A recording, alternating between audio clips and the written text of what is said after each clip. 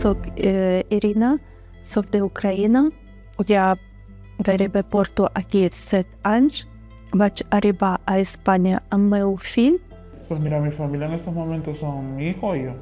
Tiene 15. Que me viniera, que acá había oportunidades de trabajo, que era muy fácil y que era una mejor oportunidad para mis hijos.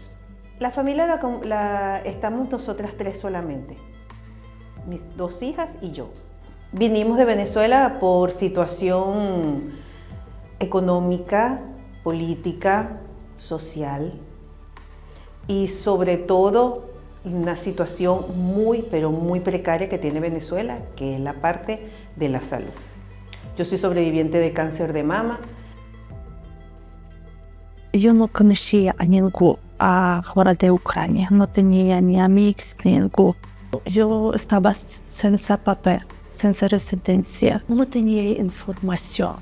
No tenía informació on anar. El meu drets no sabia que el meu fill té dret a estudiar aquí sense gent qua. Vivimos un tiempo así, de ocupa, saltando de lado a lado, yendo a habitaciones que nos sacaran de lado a lado, nunca tuvimos nada estable. Hay una estabilidad que sabe que a tus hijos no los van a gritar y no les van a decir no se muevan, no pueden, no caminen quietos, no gasten, no cojan. Que tu hijo no se lo puedes confiar a cualquier persona. Es muy difícil confiarle tu hijo a una persona, ¿sabes? Yo doy todo por mi hijo, yo lucho por mi hijo, a mi hijo nunca le ha faltado nada. Lo más difícil acá, sentirme sola, sabiendo que sí, tengo mis 3 hijos, pero no he tenido ese apoyo de que, vamos. Pero la situación en Venezuela, aquí en España, con respecto a nosotros los profesionales, es un poco difícil, ¿no? Porque puedo tener muchas experiencias laborales, pero si yo no homologo mis títulos, deberían ayudarlas más, sobre todo las que tienen pequeños. Y no lo digo solamente nosotras las que somos emigrantes, la digo para todos.